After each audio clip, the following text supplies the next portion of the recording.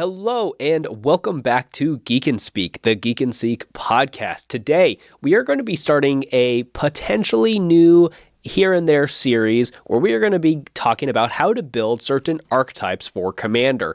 And we are starting that series off with Voltron. You might be asking, what is a Voltron deck? Well, we'll get into that, all right? And we'll give you some suggestions on what colors you should try, maybe a couple specific commanders, and then what cards should go in your 99 to make that strategy work. And then if this episode works out good and there are other themes or archetypes you would like us to hit, let us know in the comments. But joining me at 11 o'clock at night as we are recording this is Preston. Preston, how's it going? Going pretty good.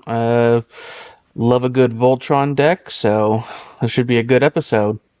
Yes, I pulled this out just because I wanted to talk about Voltron decks. I really like them. I always get excited about building them and playing against them. So yeah, should be good talk. And then we also have Jason with us today. Jason, how's it going, man?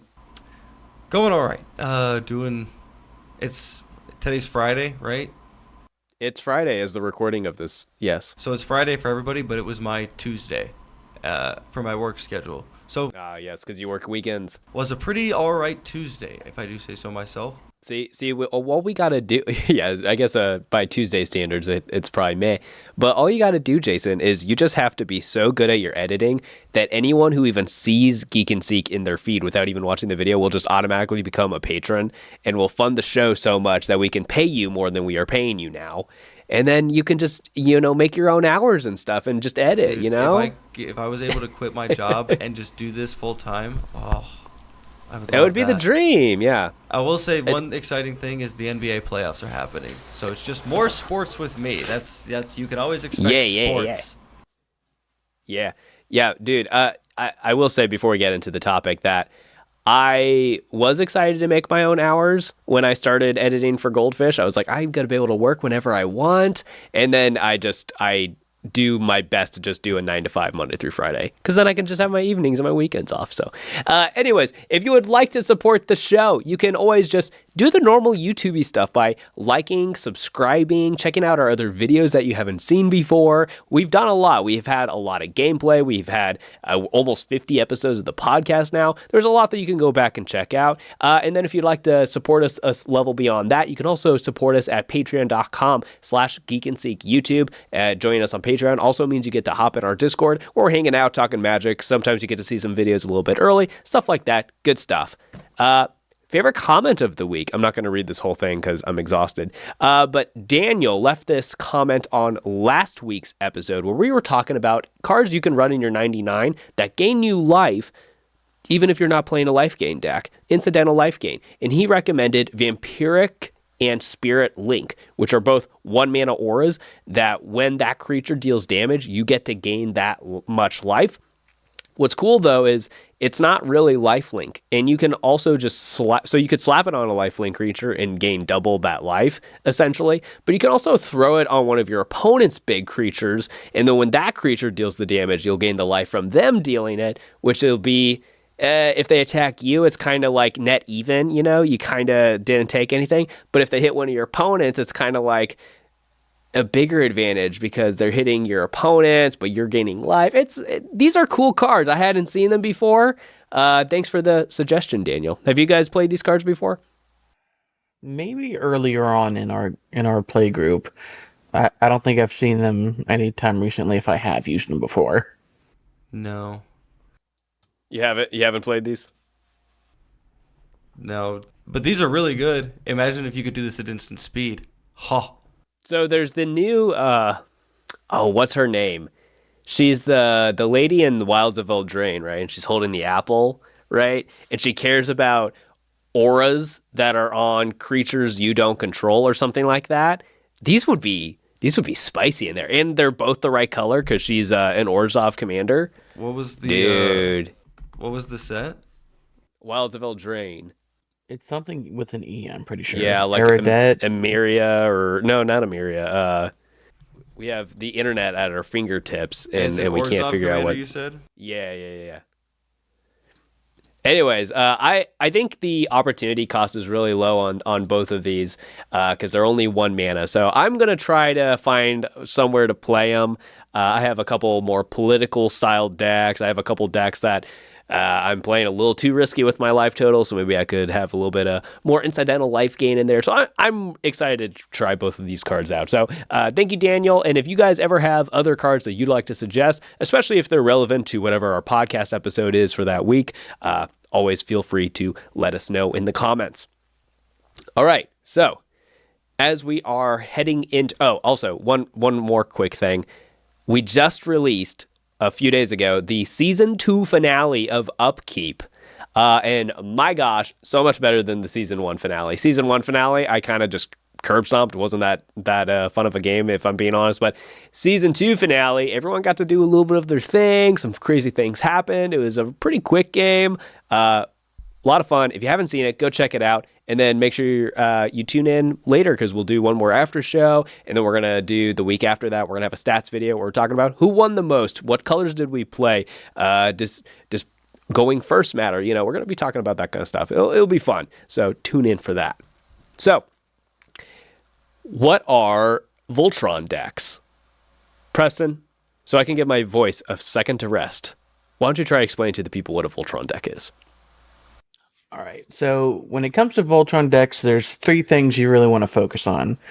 Protecting your commander, giving that commander some kind of evasion or like tramples, you know, something that will let them hit your opponents, and making your commander big enough to take out your opponents with commander damage, because you're focused your Voltron deck around your commander 99% of the time. I've seen a couple people do like a hidden commander Voltron decks, but typically who's ever in your command zone, you want to use that creature to beat your opponent's face in. You want to keep them alive, you want to make them as big as possible, and you want to make sure they're hitting people. Those are the 3 things you really want to focus on with Voltron. So that's great for 99 usage, but I would say a better description of what a Voltron deck is kind of what you hinted at, is we have one creature that we just want to get big and kill people real fast by suiting it up. So if we're going ahead and looking at EDH Rec on their Voltron tab, just seeing what some popular builds are out there. Yargle and Multani, this is actually a deck I ended up building myself. I didn't necessarily build it the Voltron route, though you can quite easily kill people with commander damage. I mostly just built it for sack value and stuff like that. But Slicer, Hired Muscle, which is one of the Transformer cards, actually a CEDH playable commander for the Voltron build. But there's some really cool different ways to go about it. Even on here, there's just creatures that are generically big. There's creatures that come out and already have a bunch of keywords like Wilson, Refined Grizzly, or Thrune. And then there's even like Spellslinger payoff ones as well, like OG Narset or Shu Yun. So there's a lot of ways to take it, but they all revolve around in we need to make sure we're suiting up and getting in the damage. So with that said, what experience do you guys have with Voltron decks? Are there any in specific that you have built before, or any that you are considering building at some point? For me personally, the only main Voltron the only deck that I have that I would consider a Voltron deck is probably the new Dogmeat Fallout deck. That's probably the only Voltron deck that I have. Outside of that, I would say Ur-Dragon is probably the closest deck that I've ever built to a Voltron deck, because I do swing with Ur-Dragon a lot, and the goal is to get Ur-Dragon onto the battlefield and start, doing combat damage with him, mainly to trigger his ability, but, I'm still dealing combat damage, so I would consider it a Voltron deck. Yeah. Sure. What about you, Preston? So I've had a couple different Voltron decks. Light Paws is, the most famous one, I think, for our group. But I've also had Traxos. He's a really fun colorless option for Voltron. My new Strong deck is kind of Voltron-y. I mean, he gets so big so fast that he can take opponents out with combat damage if he hits them. So that's pretty Voltron-y. And I've had a couple others that are kind of like Jason with Ur-Dragon, where like your commander's wanting to hit people anyways, and they're just so big that they're kind of inconsequentially Voltron. But Those are some of the ones I focus more so on as Voltron decks, I think. Yeah, because while I'm swinging with Dragon to trigger his ability, the main way that I want to win is I want to swing out the whole table with dragons. Like, I want to put as many dragons onto the battlefield as I can so I can swing and do as much damage at one time. But that doesn't necessarily mean I'm building up Dragon to deal all that commander damage to kill people. Although he's a 10/10 and he is flying, it's very easy to make him a little bit bigger and then give him double strike, and it's easy to go that route, but that's just not typically what I do. Fair enough. Yeah, so I have, like I said, I do have the Yargle and Multani deck. It's not really a Voltron deck, but because it does start off with 18 power, there are ways where you do just kill people via commander damage, especially because I have cards like Tainted Strike in there, so I can just give it Infect or whatever. So there are, it kind of plays like a Voltron deck, even though it's not really one. One of the first commander decks I ever built, like this was probably deck number 3, deck number 4, something like that, still in my rotation, don't play it as often as I used to, is Kozilek the Great Distortion. This is a deck that it's just Kozilek, and I'm making them big with a bunch of equipments, and if you guys kill Kozilek a few times, oh well, I tried. But that's actually the deck that back in season 1, it was actually the first episode we ever filmed back in season 1. I played Kozilek in that episode, and then I brought it back for Revenge Week. Spoiler alert, that game went way better than when I played on the Voltron episode. But and then I used to have an Alayla, the Esper Fairies. I used to have that as a Voltron build, which was kind of fun because while I'm suiting up Alayla and gain in the Voltron action, she's making incidental blockers. Because sometimes, if you don't give your Voltron commander vigilance or whatever, it's like, well, you attack and now you're defenseless and everyone just kills you before you have a chance to do anything. So it gave you blockers, which was cool. And then I only have like 3 Magic Online decks, and one of them is Shadrick Silverquill, and it's a Voltron build. And it is, my God, so fun. I've almost built it in paper so many times, but I already have a couple of Voltron decks in my paper collection. I don't need another one. But if I ever were to build a Shadrick Silverquill deck, I think it would be that, because it reads political, but it's not. I will always come out on top with those deals, and I will smack face. And I've won many a games with it. It's so fun. I will say this. Tovolar is another deck that I built that was kind of another one that was close to being a Voltron deck. And that was and that was more of a deck where, yeah, I was trying to maybe build up Tovolar a little bit. He would incidentally just get larger because of the synergies with werewolves. That was really the main thing with that. So it was in the same vein as Dragon. But that was just another deck that I thought about that I wanted to mention. Yeah. So now that you have a little bit of an idea on what our experience is with Voltron decks, and roughly how long we've been playing them and whatnot, what do you guys feel like are some of the strengths and weaknesses of Voltron decks? Just inherently, and maybe a little bit over time, like where they are in the present day as opposed to when we started playing, if you guys have any input on that as well. Voltron can be really fun, but you just need to know that it's probably not going to have the highest win rate of all your decks. There are exceptions, like Light Paws is really powerful, but in general, they tend to be kind of hard to actually win with because you do become archenemy pretty quickly when you have like a huge 13/13 with trample and double strike going at your opponents. So, if it sounds like fun to play, you should build a Voltron deck. Just maybe don't expect it to always have the highest win rate of all your decks. I think that a Voltron deck can definitely be successful in Commander. I think that it could definitely... Voltron decks have the tools to make them viable in Commander, and I think that they can win at least half the games that they play in. I don't think that it's as unlikely anymore.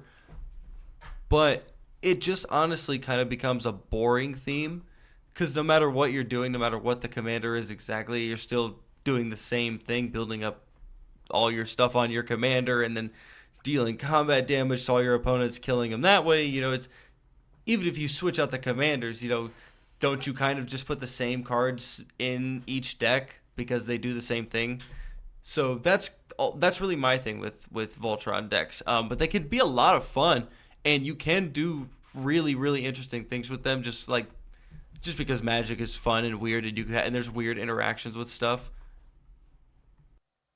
Yeah, I think that Jason's right with if you're trying to build it optimally, like you always, especially in Commander, you have the option to just play the cards you have or play the cards that you like, right?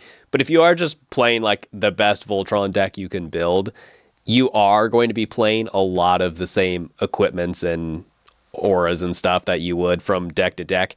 The variance is going to come in, the equipments are pretty open-ended because they're colorless, most of them, so they'll go in literally any of them.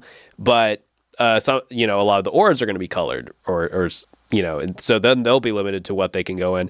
And then there's fun in pretty much all colors are kind of viable for Voltron, so that opens up a lot of flexibility in that. And occasionally you'll say, oh, this is good with this Voltron commander, but not this one. But you're right, it is very similar. That's why I ended up not building Shadrick, Silverquill, and Papers, because it's like, well, I'm just kind of doing the same thing, But I kind of agree with Preston as well that you can often do very strong things very fast. However, you'll probably kill someone on turn 5, and then the other two opponents will be like, oh, wait, hold up. No, we can't have that. And they'll just take you out before you really get to do much of anything else. So the big weakness of Voltron commanders is that they are easy to lock out, right? Because a lot of your game plan, and it's not like it's probably your only creature in the deck, right? But you're probably using your commander. And while you can keep recasting your commander tax eventually will get to a point where it is limiting your ability to bounce back and get back in the game. Eventually that will lock you out, especially if they're, austerining, commanding, or farewelling or something like that to get rid of your equipments as well. Then it's like, well, even if I recast my commander, I don't have any way to protect it. I don't have a way to buff it up. I don't have whatever it may be. So they're very, very prone to blowout. Whereas a lot of decks I feel like are, once their engine's going, they bounce back. They're a little bit more resilient. They're like, okay, I lost this, but I still have this. So we have a little bit to work with here. Voltron decks will sometimes have that, but they're much less likely to have that. So I think especially as people have shifted to where they seem to be running a little less targeted removal and they're running more board wipes, I feel like Voltron decks have gotten a lot worse, but by God, they're still fun to play. So that's my 2 cents on that. But go ahead. One thing I did want to point out is if you do want to make Voltron more fun, just don't pick equipment. Just pick one of the ones that doesn't want equipment. That will always help make it feel fresher and more unique. Like Light Paws, like some of those auras get used in other decks because of how good they are, but a lot of those auras are only really getting played in Light Paws, I feel like. And like there's other ones like that, like my Strong deck, it is kind of a Voltron-y deck, but most of those cards in it you wouldn't see in a lot of other Voltron decks. So as long as you're not focusing on the equipment ones, you can still have pretty unique options for Voltron. They might not be as strong, but that's kind of just the two sides you want to go with. Yeah, if you're doing one of the spell slinger options, you could do, because there are some like OG Narset that are like kind of spell slingery, so you could play the ones that are like combat tricks, right? You don't even have to go if you really want to separate and don't want to do equipment or auras, you could just do like combat tricks and like like 1 mana instant that says draw a card, my creature gets +2/+2 until end of turn. You could play those kind of cards too. So yeah, there's a lot of ways to keep things fresh, especially because you could play any color. With that said, though, do we feel like that is there a best color for Voltron, or maybe a couple best? Preston, you wrote this down in our doc. Why don't you explain your reasoning here? Okay, so my order would be first place would be white, second place would be green, third and fourth would be probably interchangeable between black and red, and fifth place I'd put blue. White is the best because it does everything Voltron wants to do really well. It's good at protecting, it's good at evasion, it's good at keeping or making your creatures bigger. Like everything you want to do in Voltron, white can do really well. Green also does it really well. I just feel like the protection angle specifically, white is better than it. It's maybe a little better at boosting creatures, but that protection is the most important part of a Voltron deck, in my opinion. So that's why I put it as first. So the only thing that I have to say about that, where did you have red in that again? Remind me. It and black, I think, are fairly interchangeable between three and four. I could go either way, really.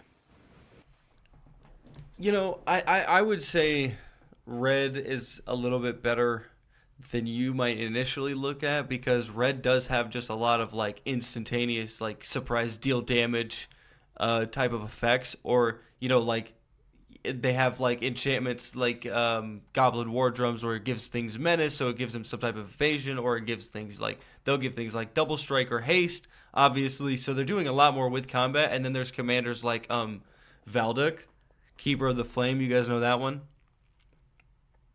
So that's a really, really strong Voltron commander in mono red. So I do think that red has a little bit more of an argument for being a good Voltron color. Wasn't like one of the OG. I'm trying to find it. Wasn't like one of the OG Voltron commanders. Well, I guess Dogmeat, which is the newest one. That's a common one. See that, and that's another thing. If you're just talking like what individual colors are best for Voltron, that's one thing. But if we're talking about the overall colors that probably would be best, like color combinations, Jund might have some of the best ones if we really think about it. Because I mean, you think about like one of the most popular commanders out there, Korvold. Both of them, both Kobolds. Yeah, you play that as a Voltron deck, and that's Jund. And then I was thinking about this when you were bringing up Spellslinger Voltron commanders. You have cards like Niv Mizzet, and then Calamax. Calamax is another one that you could build as a Voltron commander, and that's actually a whole precon deck. So I mostly agree with Preston's list. I think that it's kind of nitpicky to argue too much. I think that green and white are definitely the top tier because they have the best aura support. They have the tutors and stuff and the payoffs for playing your equipments. They have a lot of protection spells.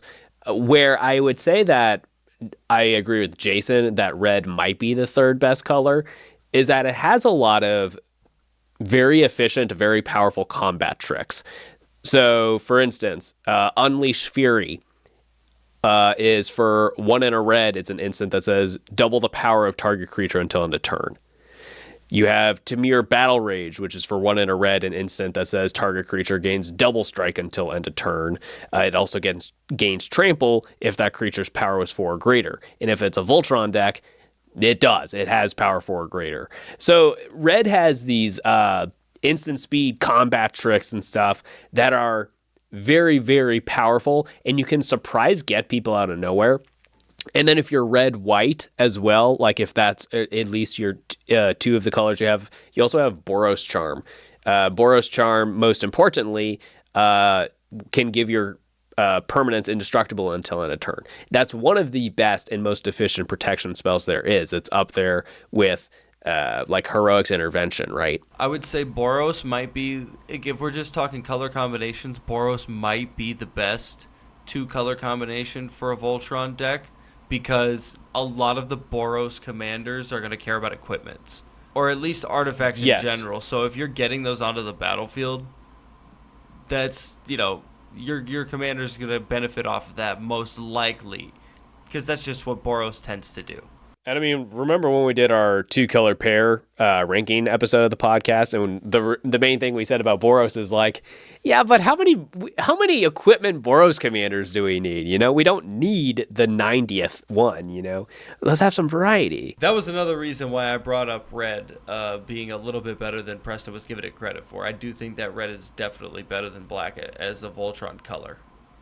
Red has all of the double your damage, triple your damage effect, so it's really good. The only reason I was saying black would be kind of comparable is because it obviously has the good graveyard recursion. So not as good as protection, but but a decent way to keep your commander safe. Yeah, I mean, there's If cards it's getting like targeted a lot. there's cards like Not Dead After All, which is like if your creature dies, return to the battlefield tapped with a +1/+1 counter. Like, Or you got that's like Kaya Ghost decent. form.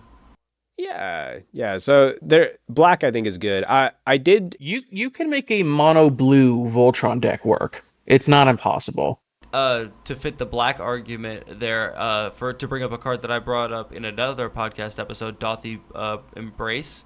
Yeah. Give your commander Spicy. Shadow. Spicy. I'm telling you guys, you need to start playing that card more. That card is really good. I know. I'm not just talking to you two. I'm talking to everybody watching this video. Play Dothy Embrace. It's a good card. No, wait. What if what if literally everyone who watches this video goes out and buys one before I can go buy one? They're gonna spike the price, Jason. That means I can sell. That means I can sell the multiple copies that I have. I will, before we move on to the next part of this discussion, I will come slightly to the defense of blue. You put blue at the bottom of the list. And I think I agree, but I will also agree with the fact that you could just build a mono blue Voltron deck and it would work. So Rafik of the Many is one of the OG Voltron commanders. So this is a Bant commander, 3/3 with Exalted. I mean, whenever a creature you control attacks alone, it gets +1/+1 till end of turn, and then whenever a creature you control attacks alone, it gains double strike until end of turn. So that's like one of the OG Voltron commanders. Blue also, well, it's going to have just generically good card draw. It's going to have a lot of sticky auras. Like blue actually does have quite a few pretty good auras. It's going to have stuff that cares about artifacts, which you could then in turn do your equipment shenanigans. And then it also has protection spells in a more roundabout way. It has counter spells. Someone goes to Swords to Plowshare your Voltron commander. You're like, okay, I'm going to Heroic Intervention. Okay, you know what works just as well, kind of? Counterspell. So, you really can make it work in any color. I think the best argument is that green or white are probably the best, but you really can make it work in any color, which is nice. It helps with the variety to combat that Jason was saying that, yeah, they could start to look a little similar. A good way to do it is just look at, hey, I don't see this color combination for Voltron very often. Let's give that one a try. So something to keep in mind. Go build a Nezahal Voltron deck. Yeah. Here's what's crazy, okay? I was looking at this, right? So, we talked about Valduk earlier, right? Valduk is a really, really good creature to build as a Voltron commander, right? There's 36 decks on EDH Rec for him. Really? No, that is wrong. EDH Rec is really bad to look at for Voltron because it does not include aura or equipment-based commanders as Voltron for some reason. Yeah, that is very strange. It doesn't even list Light Paws. Interesting. Yeah. Okay, that's weird. That's weird. Yeah, so keep that in mind. If you want to use, I like EDH Rec, I really do, but it's got some weird things. It has problems. It's got some weird, because so much of it is just automated. So just keep that in mind. If you want to use it as a deck building resource or to look for ideas, great tool, but know where to look, and also take everything you see with a grain of salt. It should be like your fourth website you go to whenever you're building a new deck. Yeah, I'd almost rather just Google a random deck list that someone already made, and then just be like, don't like this card, like that card, and then like find replacements for the cards I don't like. I'd almost rather do that than look on EDH Rec.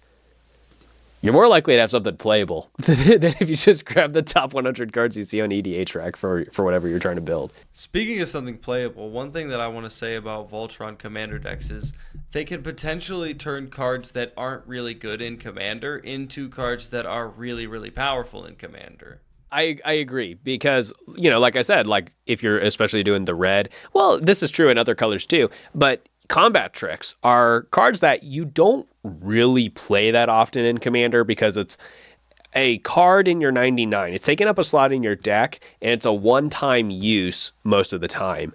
And that's just not usually worth it. But in a deck where your design is focused on knocking people out via commander damage, all of a sudden, the best of those are kind of playable. So, and then like Preston was saying earlier, that a lot of the auras and stuff that he has in his Light Paws deck are very narrow, and like maybe some other Voltron decks want them, but a lot of them are just like they go in Light Paws and that's about it. So that is a cool thing to keep in mind, is that a lot of these cards that you wouldn't normally play, you have an opportunity to play with.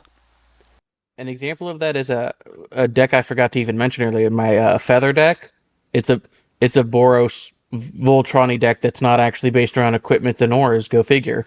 It's mostly combat tricks, and it's good. I'd say 60% of that deck is cards you'd never use anywhere else, because they're cheap cantrips, combat tricks, just good in Feather, not good in other places. So that's a fun way to break up the Voltron slog a little bit.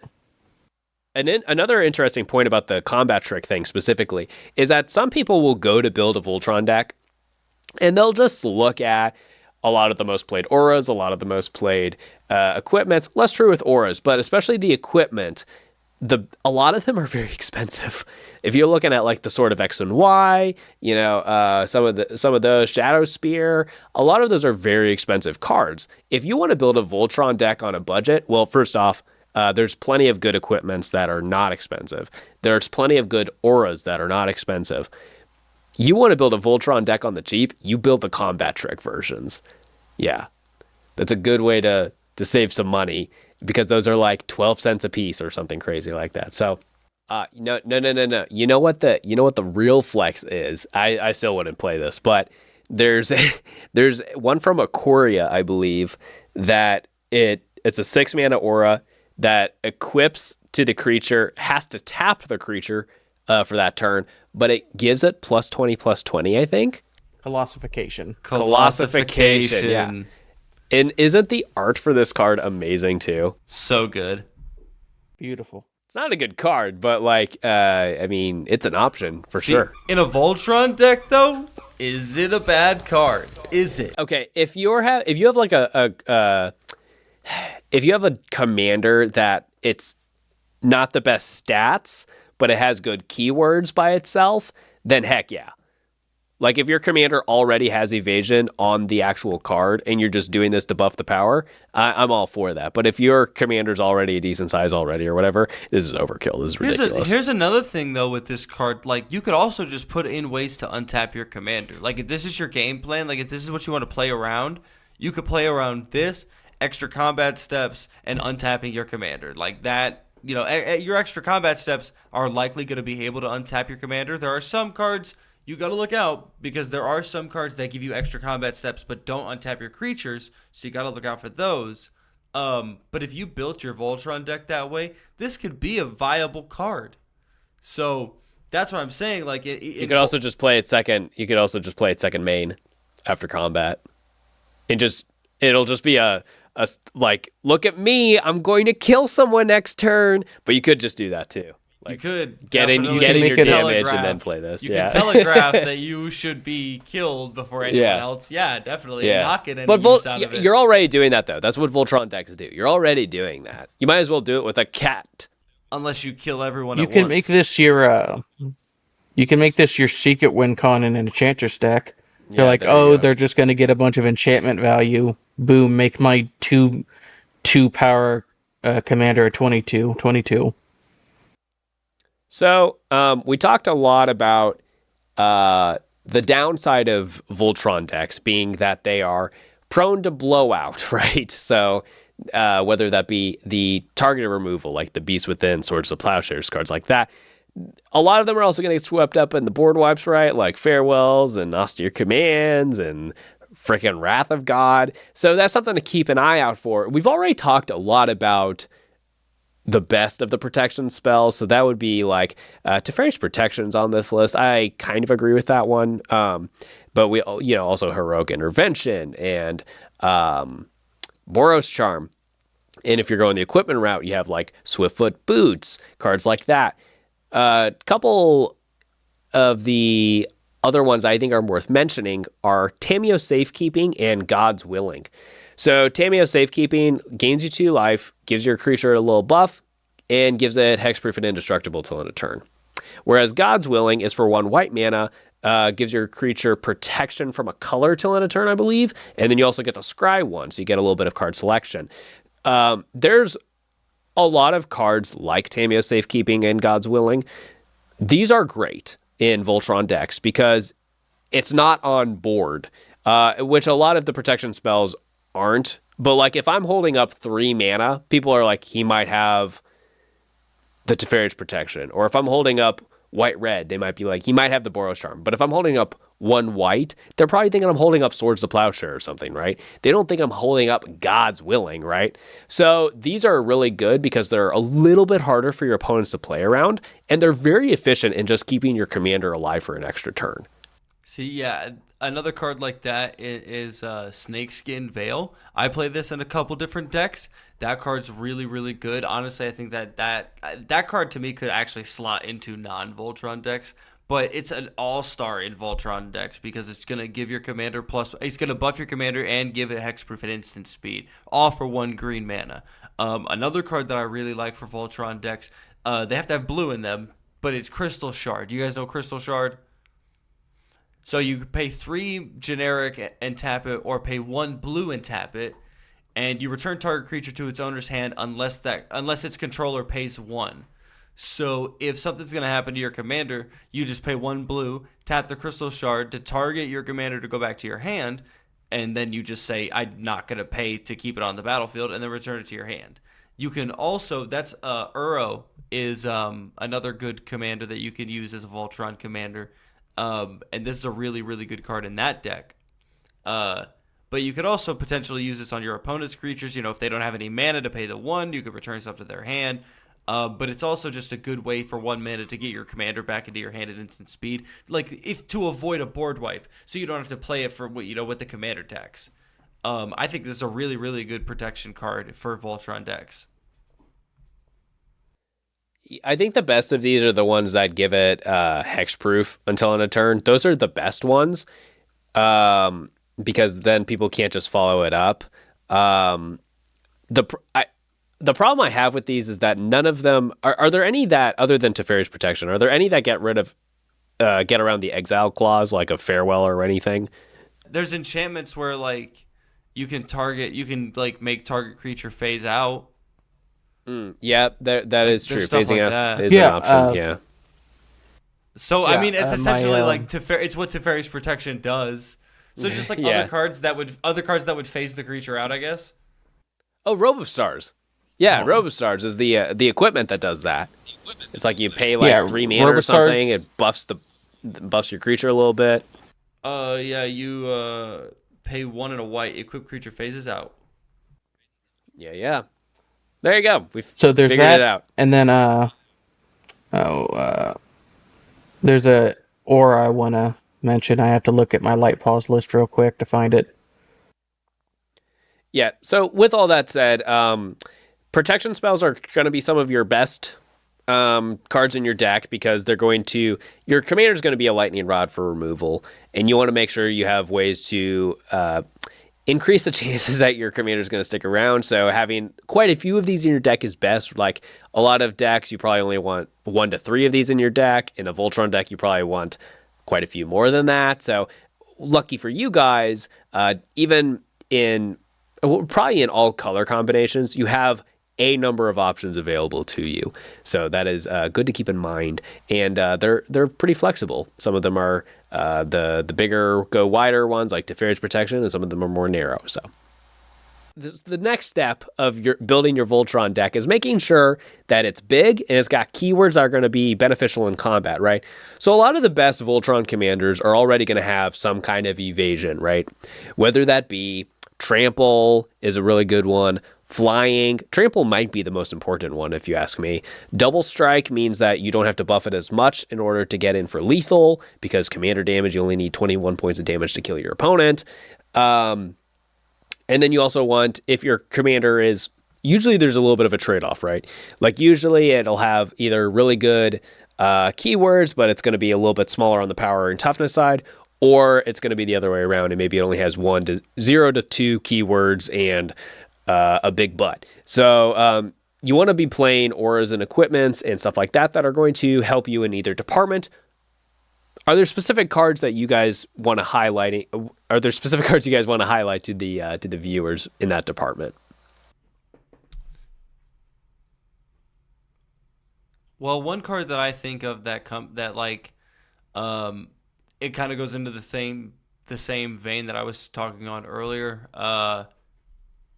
Blade. Excuse me. No, yeah, no, Blade Brand.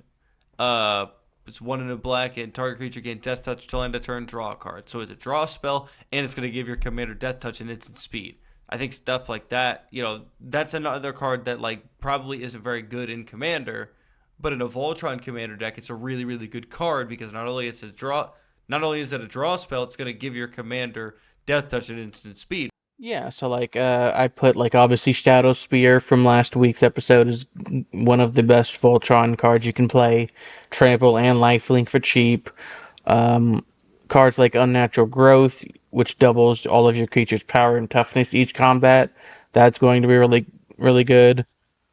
All That Glitters gives your creature +1/+1 for all your auras and equipment. Probably one of the best equipments for a Voltron Commander deck is Black Blade Reforged.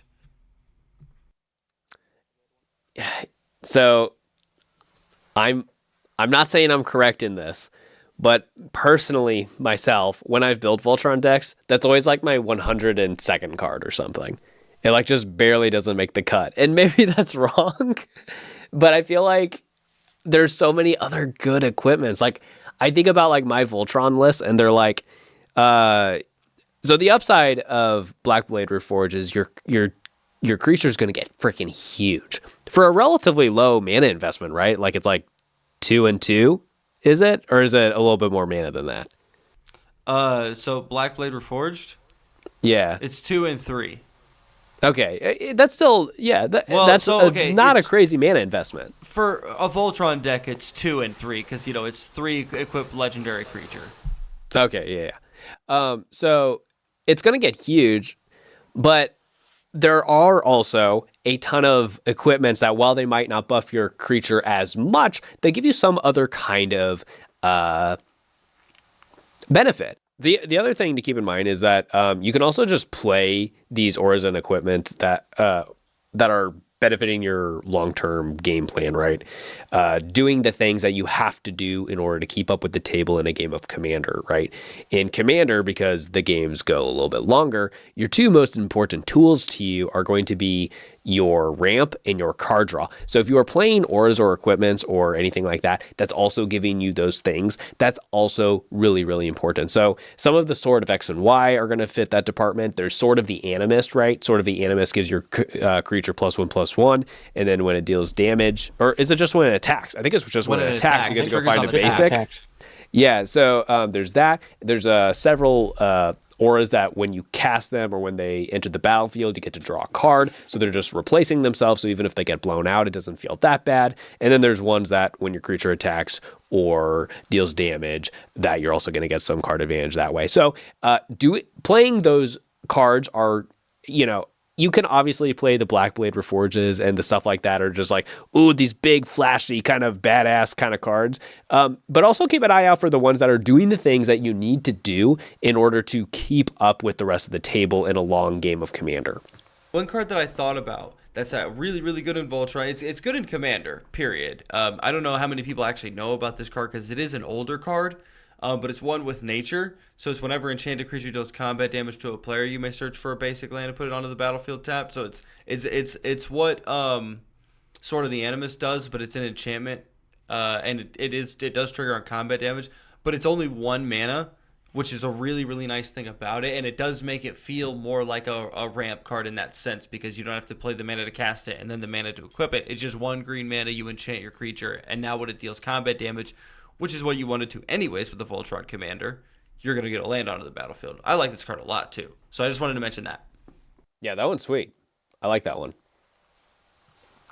So do you guys have any other sweet tech that you like to throw into your Voltron decks that maybe isn't specifically a protection spell or specifically a power boost or anything like that? Well, here's the thing. it kind of, the way that I like to build decks, I like to make decks interesting for different reasons other than just them being optimal. A lot of the times they are optimized because I will rotate the good cards that are expensive because I don't want to buy extras of them, and it's just easy Right. to slot them Right. into decks. But most of the time, I don't like, I don't necessarily play the decks like as super competitive and perfectly synergized. It's just having fun.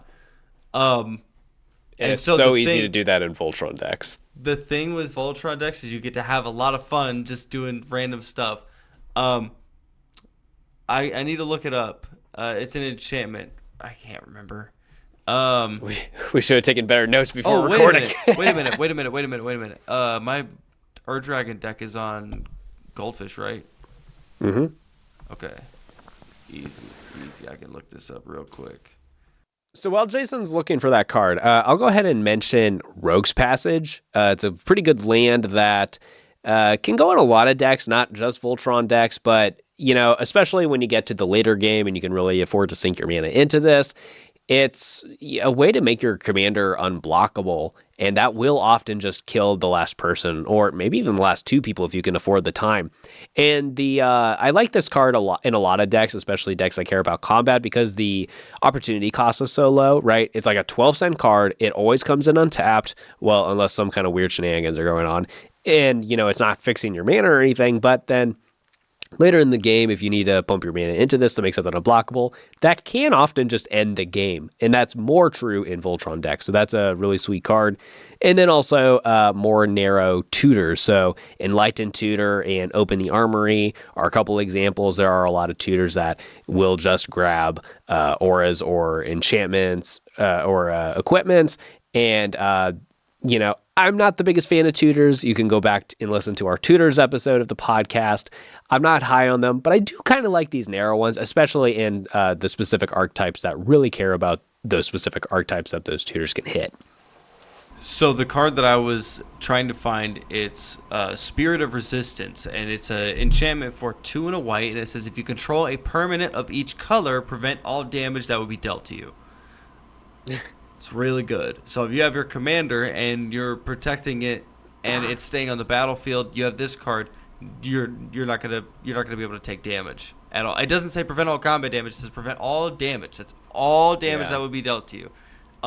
For 3 mana in a 5-color Voltron deck, this is a really, really good card and an easy card to slot in.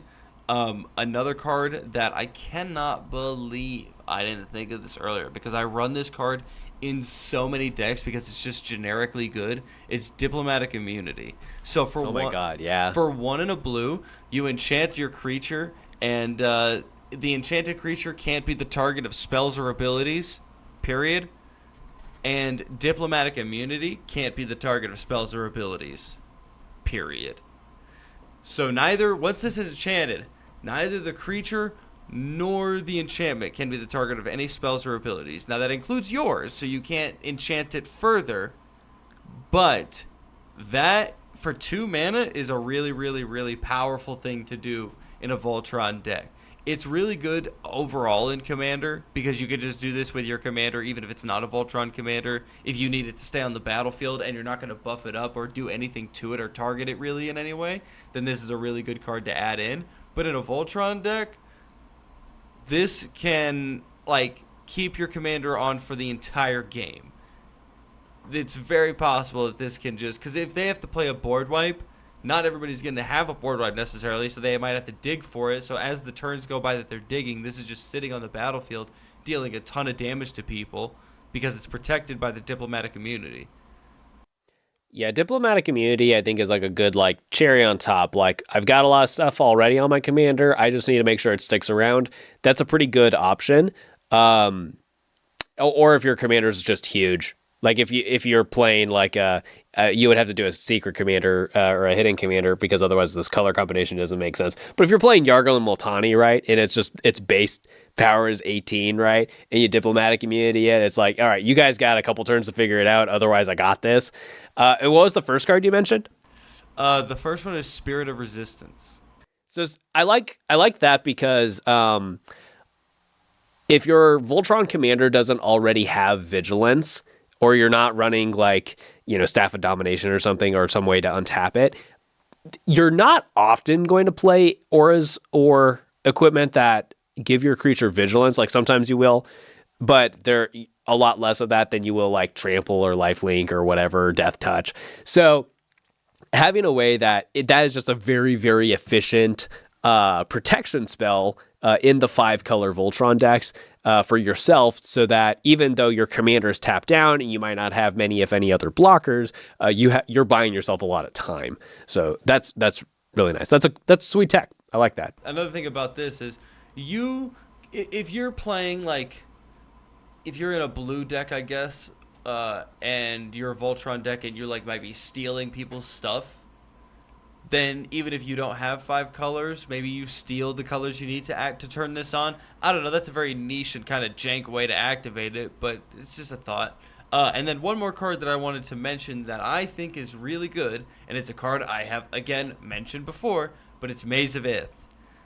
That's a card that you can... If you have a Voltron deck and you don't have Maze of Ith in there, you're making a mistake, because of the combat trick you could do with it at the end of combat. So I've talked about this before, but I'll just say it again here. There are 5 steps in combat. There's the beginning of combat, there's declare attackers, there's declare blockers, there's damage, and then there's end of combat. When you're at the end of combat step, attacking and blocking damage has already happened, but you're still technically in combat, and your creature is still technically declared as an attacker, and their creature is still technically declared as a blocker.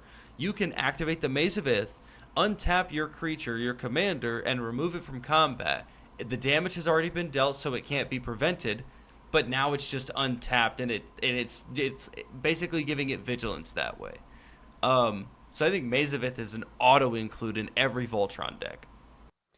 Yeah, similarly, you could also play Reconnaissance. Reconnaissance is for 1 white mana. It's an enchantment that says it has an activated ability for 0. Remove target attacking creature you control from combat and untap it. So this is not going to work defensively like Maze of Ith does, but it does work in a way that you can do the same kind of trick on your own creature like you would with the Maze of Ith, right? To pull it out of combat. So it'll untap your creatures after they've already attacked. So it's pseudo vigilance. Or if someone's doing something tricky and you're like, oh, I didn't see that coming, get out of there. It's a good way to give a little bit of extra protection. And it's only 1 white mana, and it's repeatable. So it doesn't... I don't know why people don't play this card more often. This card's freaking awesome. Like, if you have a go wide deck, the activate ability is only 0 mana. So you could just do it for all your creatures all the time. And it's a 1 mana investment. It's a sweet card. Here's the thing with Reconnaissance, too. Because it's pays 0 and you can do it at instant speed, you can just do a lot of really tricky stuff with it by throwing it on the stack and then doing other things, or activating it a bunch of times and triggering stuff. It's interesting. Reconnaissance is a really, really good card. Preston, we got some time here. What other sweet tech have we maybe not touched on today? Well, so I did want to talk a little bit about some of the cards Jason mentioned. Like in regards to like Spirit of Resistance, like I think just any sort of stacksy sort of cards actually can be used in Voltron, since you're already arch enemy, you're probably already getting people mad. Yeah. Those are technically options you can start running. Make a grand Arbistine deck that's a Voltron. That'll be a fun option. Voltron land destruction deck. Oh my god. I have been thinking about rebuilding my Grand Augustine deck. Maybe I'll make it a Voltron deck. Preston, That'd be what sweet. have you done? Yeah. I'm sorry. If Spirit of Resistance wasn't white, I would say a great home for it would be the new Gonti, because that cares about stealing stuff, but it's also combat. It cares about combat, and it's a decent body to begin with. It wouldn't take many leaps and bounds to make it a decent Voltron build that's also stealing stuff from your opponent. So you would get to the all-color mark there. So too bad it's white, though. You can't actually do that. Also, so for the Shroud, I'm not a big fan of Shroud stuff in my Voltron. Just maybe it's because in my Voltron decks, I typically do the smaller creatures that you build up over time. So if you're playing the larger creatures, they are options. But like that's why I never mentioned what are they? Lightning The Greaves. Lightning Greaves. Hmm. Yep. Like I'm not really gonna run those in a Voltron deck usually if I'm building one. Lightning I'm just not a Greaves, big fan of it. Lightning Greaves to me is fine because you can move it to different creatures. And even though you are playing Voltron and the idea is to build up one creature and that's your commander, it's very unlikely you're not going to have any other creatures in the deck. Like, yeah, they might be utility creatures and they only do one thing that the deck needs it to do or that your commander really needs to do. Like if it like gives it a buff or gives it like evasion or double strike, something like that. I can understand that, but you can move the Lightning Greaves over to that and then do something with your commander, then move the Lightning Greaves back. So there is that argument for Lightning Greaves, I will say. Yeah, sure. Like, so I definitely think they're playable. They're just not my go-to options. But also, that is a good point. You should absolutely have other creatures in your commander decks, your Voltron decks, specifically to get around edict effects. Yeah, Yep. exactly. Because if you have to sacrifice your commander and you don't have any other creatures, also that It also always feels does so bad. like bring up an interesting point. If you don't want to necessarily run creatures exactly, you could run cards that make creatures. Like if you're running equipments, you could run the four Mirrodin type equipments, the ones that when they enter they make a Those body and are they attach those are themselves so to it. easy to do. Yeah, Yeah. those are Yeah. So great. that's another really good point that you bring up there. Yeah, the nice thing about the four Mirrodin or having more creatures in your deck is, well, one, it turns on Lightning Greaves. I'm a big fan of Lightning Greaves still. I do agree with Preston that Shroud is like way less good than Hexproof or whatever with Voltron because you want to put a lot of things on your thing, right? And the Shroud is preventing you from doing that. But Greaves is only 2 mana and then it's 0 mana to keep moving it around. And it's going to give you the protection and the haste. Oh my God, the haste. The haste is everything because you'd plop down your commander and people might not be ready for it. So that's very important as well. But yeah, make sure you have other creatures in your deck because of all the things that Preston mentioned. But also, you might just get to a point where you can't recast your commander again. And plan B is move all those equipments onto a different creature and start smacking face. So you need to have the backup plan. There's always plan Every B. single every single Voltron deck should run a copy of Blightsteel Colossus. Well, hang on now. $60 every single Voltron Yeah, deck? I dog, don't know about no. that, big dog. Nah, you gotta do it. You gotta get that win.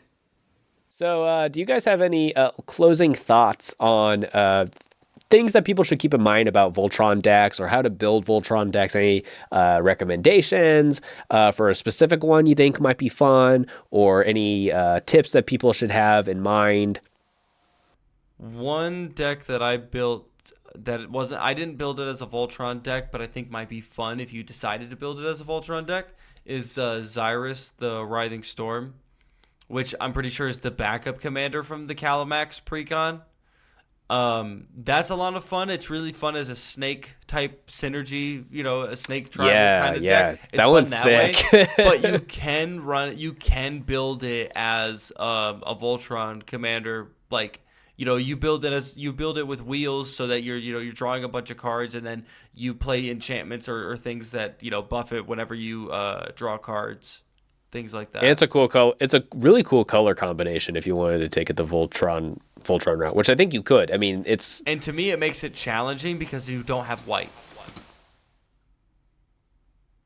yeah, that's a good suggestion. Preston, any final thoughts?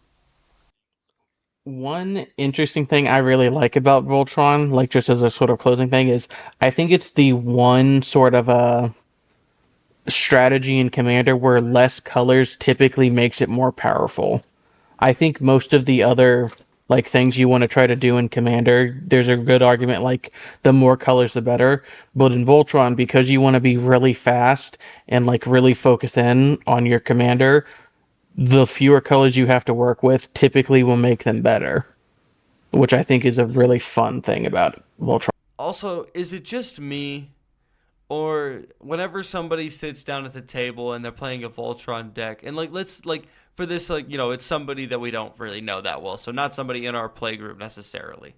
But when somebody sits down at the table and they're playing a Voltron deck, don't you kind of have like a little bit of hope for them? You got a little smile on your face, like, yeah, you're playing like an old school style of Commander, and I love that, dude. Because you think about it, that's kind of how Commander started as a Voltron thing, because it's EDH.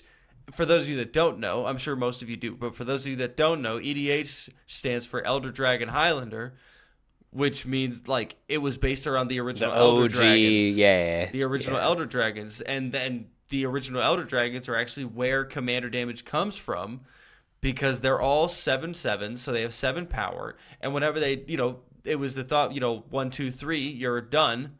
So that's how 21 became the commander damage that you needed to deal to kill people.